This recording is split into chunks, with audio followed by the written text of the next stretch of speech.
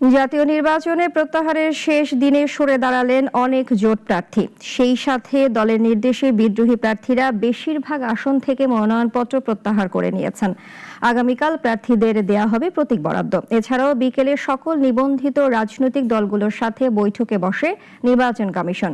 বিস্তারিত মুনিয়া জুথির প্রতিবেদনে। আসন্ন ত্রয়োদশ জাতীয় সংসদ নির্বাচন সামনে রেখে আজ ছিল প্রার্থিতা প্রত্যাহারের শেষ দিন। সকাল থেকেই রাজধানীর নির্বাচন প্রশিক্ষণ ইনস্টিটিউট ভবন সহ দেশ জুড়ে সংশ্লিষ্ট দপ্তরগুলোতে মনোনয়নপত্র প্রত্যাহারের কার্যক্রম চলে। প্রার্থিতা প্রত্যাহারের পাশাপাশি বিকেলে নির্বাচন কমিশন ভবনে নিবন্ধিত রাজনৈতিক দলগুলোর সঙ্গে বৈঠক হয়। রাজধানীর আগারগাঁওয়ে অনুষ্ঠিত এই বৈঠকে দেশের নিবন্ধিত ৬৩ রাজনৈতিক দলের প্রতিনিধিরা অংশ নেন। প্রধান নির্বাচন কমিশনারের সভাপতিত্বে এই বৈঠকে উপস্থিত ছিলেন নির্বাচন কমিশনার বৃন্দ, ইসি সচিব ও ঊর্ধ্বতন কর্মকর্তারা। কমিশনের পক্ষ থেকে জানানো হয়, নির্বাচন প্রক্রিয়ায় স্বচ্ছতা ও অংশগ্রহণ বাড়াতে রাজনৈতিক দলগুলোর মতামত গুরুত্বের সঙ্গে বিবেচনা করা হচ্ছে। আমাদের ইলেকশনের পদ্ধতি কি, পার্টি রেজিস্ট্রেশনগুলোর পরে অ্যাপিল প্রসেসটা কীভাবে হ্যান্ডেল করা হয়েছে, এই সমস্ত বিষয়গুলো জানতে চেয়েছিলেন এবং সে ব্যাপারে আপনারা যতটুকু জানেন, আমরা যতটুকু জানি, আমরা তাদেরকে বলেছি। আমরা পাশাপাশি আরও বলেছি যে আমরা আর একটু বিস্তারিত আপনাদেরকে জানাবো 25শে জানুয়ারিতে। আপনাদের জন্য একটা ব্রিফিং আছে সেখানে।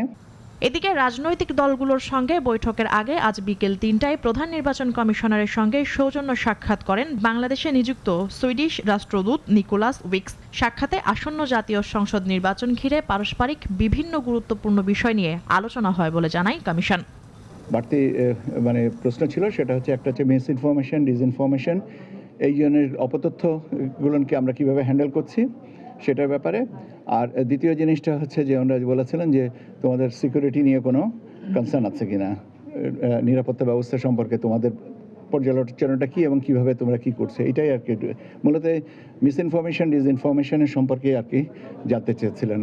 নির্বাচনী তফসিল অনুযায়ী আগামীকাল প্রার্থীদের প্রতীক বরাদ্দ দেওয়া হবে। প্রতীক বরাদ্দের পর থেকেই প্রার্থীরা আনুষ্ঠানিকভাবে নির্বাচনী প্রচার প্রচারণা শুরু করতে পারবেন। নির্বাচন কমিশন জানিয়েছে, নির্ধারিত সময়সীমা মেনেই নির্বাচনী কার্যক্রম এগিয়ে নেওয়া হবে। মুনিয়া চৌধুরী, নাগরিক, ঢাকা।